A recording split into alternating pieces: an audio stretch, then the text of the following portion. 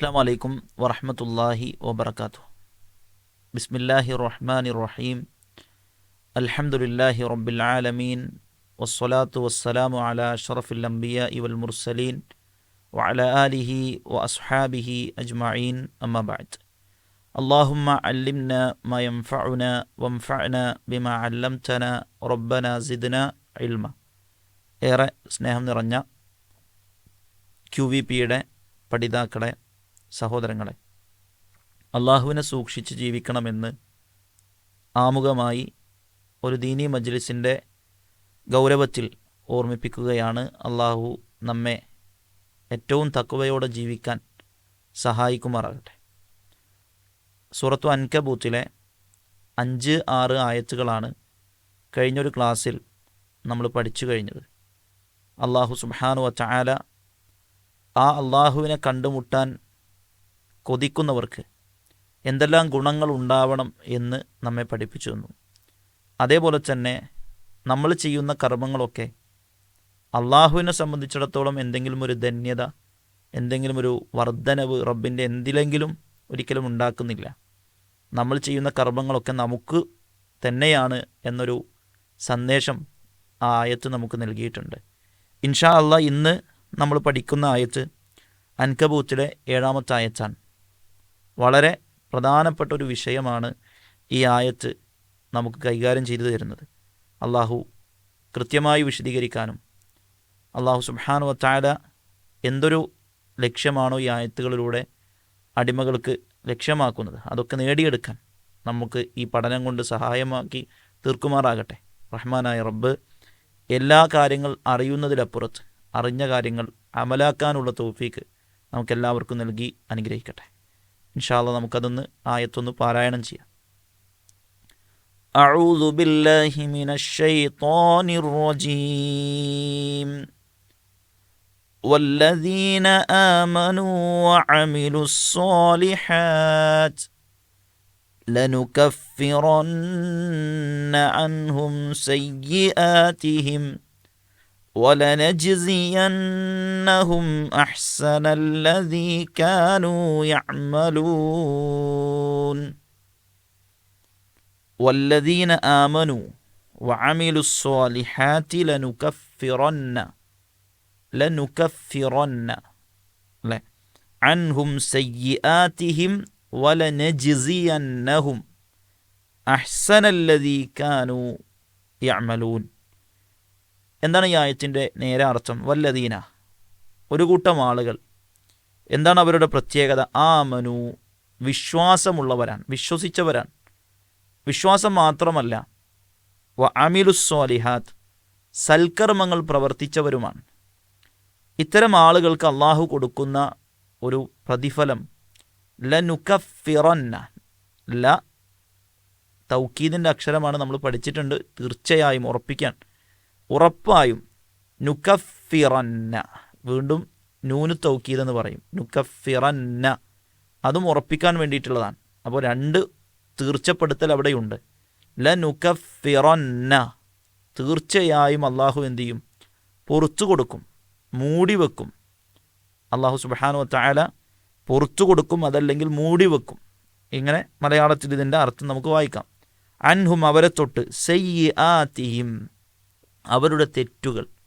ഈമാനും അമലുസ് സ്വാലിഹാത്തും ഉള്ളവർക്ക് അള്ളാഹു പുറത്തു കൊടുക്കുകയും അവരുടെ തെറ്റുകൾക്ക് മാപ്പു നൽകുകയും ചെയ്യുമെന്നുള്ളതാണ്.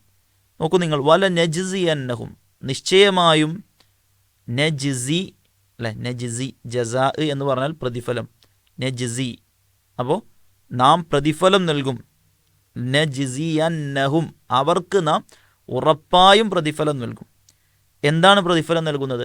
അഹ്സനല്ലതി, ഏറ്റവും നല്ല. അല്ലതി, എങ്ങനെയുള്ള. കാനൂ യഅ്മലൂൻ, അവർ പ്രവർത്തിച്ച. ഇതിനെ 2 രീതിയിൽ മലയാളത്തിൽ നമുക്ക് വായിക്കാൻ കഴിയും. പരിഭാഷകളിൽ, അമാനി തഫ്സീറിലും അതുപോലെ തന്നെ മറ്റു ചില വിശദീകരണങ്ങളും നമുക്ക് വായിക്കാൻ കഴിയുന്നത്. ഒന്ന്, അവർ പ്രവർത്തിച്ച പ്രവർത്തനങ്ങളിൽ ഏറ്റവും നല്ലതിന് കണക്കെ അവർക്ക് പ്രതിഫലം നൽകും.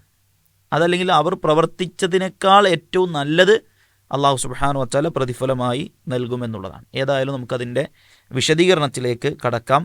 ഇതിൽ നമുക്ക് അല്ലാഹു സുബ്ഹാനഹു വ തആല പഠിപ്പിച്ചു തരുന്നത്, പ്രിയപ്പെട്ടവരെ, ഇവിടെ നമ്മൾ ഉൾക്കൊള്ളേണ്ട ഒരു കാര്യം ആദ്യം പറയാം. അപ്പം നമ്മുടെ ഇബാദത്തുകൾ അള്ളാഹ്ക്ക് ആവശ്യമില്ല എന്ന് പറഞ്ഞു. എന്ന് വെച്ചാൽ അള്ളാഹുവിനെ സംബന്ധിച്ചിടത്തോളം പ്രത്യേകിച്ച് അള്ളാഹുവിൻ്റെ അധികാരത്തിലോ അള്ളാഹുവിൻ്റെ ഒന്നിലും നമ്മുടെ ഇബാദത്തുകൾ ഒരു വർധന വരുത്തുന്നില്ല. എങ്കിലും റഹ്മാനായ റബ്ബ് നമ്മുടെ ഇബാദത്തുകൾ, നാം ചെയ്ത ഇബാദത്തുകൾക്ക് കൃത്യമായ പ്രതിഫലം ഒന്നുപോലും കുറക്കാതെ, കൂട്ടുകയല്ലാതെ ഒന്നും കുറയാതെ റഹ്മാനായ റബ്ബ് എന്ത് ചെയ്യും? നമുക്ക് കൂലി തരും. അള്ളാഹു അതിനുള്ള പ്രതിഫലം തരും എന്നുള്ളതാണ്. അത് അള്ളാഹുവിൻ്റെ വിശാലമായ ഒരു റഹ്മത്താണ്. നോക്കൂ നിങ്ങൾ, നമ്മുടെ ഇബാദത്ത് കൊണ്ട് റബ്ബിന് പ്രത്യേകിച്ചൊരു നേട്ടം ഇല്ല. അള്ളാഹുവിൻ്റെ അധികാരത്തിലോ അള്ളാഹുവിൻ്റെ ഒന്നിലും ഒരു വർധനവില്ല. എന്നാൽ നമ്മുടെ ഇബാദത്തുകൾക്ക് അള്ളാഹു എന്ത് ചെയ്യുന്നു? കൃത്യമായ അളവിൽ ഒരു കുറവും വരുത്താതെ കൂടുതലായി പ്രതിഫലം നമുക്ക് തരുന്ന റഹ്മാനാണ് നമ്മുടെ റബ്ബ് സുബ്ഹാനഹു വ തആല. നോക്കൂ നിങ്ങൾ, ഇവിടെ ആദ്യം മനസ്സിലാക്കേണ്ടത്, നമ്മുടെ കർമ്മം സ്വീകരിക്കണമെങ്കിൽ, അള്ളാഹു സുബ്ഹാനഹു വ തആല നമ്മുടെ കർമ്മം സ്വീകരിക്കണമെങ്കിൽ രണ്ട് കാര്യങ്ങൾ ഇവിടെ വേണം. നമ്മുടെ ഒരു കർമ്മം അള്ളാഹു സ്വീകരിക്കണമെങ്കിൽ രണ്ട് കാര്യങ്ങൾ വേണം. ഒരു കാര്യം അമല് സ്വാലിഹാവണമെങ്കിൽ, സ്വാലിഹായ അമലാവണമെങ്കിൽ രണ്ട് കാര്യമുണ്ട്. ഒന്ന് ഇഖ്ലാസാൻ, ആത്മാർത്ഥത. മറ്റൊന്ന് ഇത്തിബാൻ, നബി സല്ലല്ലാഹു അലൈഹി വസല്ലം പഠിപ്പിച്ചു തന്ന രീതിയിൽ ചെയ്യണം. അപ്പോഴാണ് ഒരു അമല് സ്വാലിഹായ അമലാണെന്ന് പറയാൻ പറ്റുള്ളൂ. ഒരാൾക്ക് നല്ല ആത്മാർത്ഥതയുണ്ട്, പക്ഷെ അയാൾ ചെയ്തത് നബി പഠിപ്പിക്കാത്തതാണെങ്കിലോ അള്ളാഹു അതിന് പ്രതിഫലം നൽകില്ല. അത് അമല് സ്വാലിഹല്ല. ഒരാൾക്ക് ആത്മാർത്ഥതയില്ല, പക്ഷെ ചെയ്തത് നബി പഠിപ്പിച്ച കാര്യമാണ്, എങ്കിലും അമല് സ്വാലിഹല്ല. അപ്പോൾ ഇത് രണ്ടും ഒരുമിക്കുമ്പോഴാണ് ആത്മാർത്ഥത എന്ന് പറയുമ്പോൾ റഹ്മാനായ റബ്ബിനു വേണ്ടി മാത്രം ചെയ്യുന്നതും, അതോടൊപ്പം റബ്ബ് സുബ്ഹാനഹു വ തആല പഠിപ്പിച്ച, പ്രവാചകനിലൂടെ പഠിപ്പിച്ച രീതിയിൽ ചെയ്യുമ്പോഴുമാണ് അമല് സ്വാലിഹാവുക. അതല്ലാത്തിടത്തോളം അമല് സ്വാലിഹാവുകയില്ല, അമല് ഫാസിദാണ്. അപ്പോൾ അത് നമ്മൾ ശ്രദ്ധിക്കേണ്ടതുണ്ട്. അപ്പോൾ അള്ളാഹു സുബ്ഹാനഹു വ തആല നമ്മുടെ അമല് കബൂൽ ചെയ്യുന്നു. മാത്രമല്ല, അമല് കബൂൽ ചെയ്യുന്നതോടൊപ്പം, അമല് സ്വീകരിക്കുന്നതോടൊപ്പം നമ്മുടെ തെറ്റുകളിൽ അള്ളാഹു കുഫ്രാനുദ്ദുനും, തെറ്റുകൾക്ക് എന്ത് ചെയ്യുന്നുണ്ട്? മാപ്പ് നൽകുന്നുണ്ട്. അതേപോലെ തന്നെ ഏറ്റവും നല്ല പ്രതിഫലം നൽകുന്നുണ്ട്. ഈ ആയത്ത് നമുക്ക് പഠിപ്പിച്ചു തരുന്നതാണ്. നമ്മുടെ അമല് അള്ളാഹ് കബൂൽ ചെയ്യുന്നു. ആ കബൂൽ ചെയ്യുന്ന അമല് അള്ളാഹു സുബ്ഹാനഹു വ തആല അതോടൊപ്പം തന്നെ നമ്മുടെ അമലുകൾക്കനുസരിച്ച് എന്ത് ചെയ്യുന്നുണ്ട്? നമ്മുടെ പാപങ്ങൾ അള്ളാഹു മായ്ച്ചു തരുന്നുണ്ട്. അതോടൊപ്പം തന്നെ നല്ല പ്രതിഫലം അള്ളാഹു നമുക്ക് നൽകുകയും ചെയ്യുന്നുണ്ട്. അത് അള്ളാഹുവിൻ്റെ ഒരു വലിയ പ്രത്യേകതയാണ്. വിശുദ്ധ ഖുർആൻ സൂറത്തു നിസായിലെ 40-ാമത്തെ ആയത്തിൽ അള്ളാഹു പറയുന്നുണ്ട്, ഇന്നല്ലാഹ ലാ യദ്ലിമു മിസ്ഖാല ദർറ വഇൻ തകു ഹസനതൻ യുളാഇഫ്ഹാ വയുഅതി മിൻ ലദുൻഹു അജ്റൻ അളീമ. നോക്കൂ നിങ്ങൾ, അള്ളാഹു ഒരു അണു പോലും ഒരാളോടും അക്രമം ചെയ്യില്ല.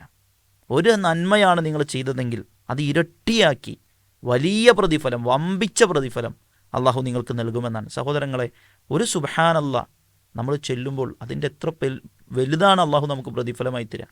നമ്മളൊരു ചെറിയ നന്മ ചെയ്യുമ്പോൾ അള്ളാഹുവിൻ്റെ അടുക്കൽ അത് ആത്മാർത്ഥമായിട്ടും നബി പഠിപ്പിച്ചതുമാണെങ്കിൽ വലിയ കബൂലിയത്ത്, വലിയ സ്വീകാര്യത അതിനുണ്ടാവും എന്ന് ഈ ആയത്ത് നമ്മെ പഠിപ്പിക്കുകയാണ്.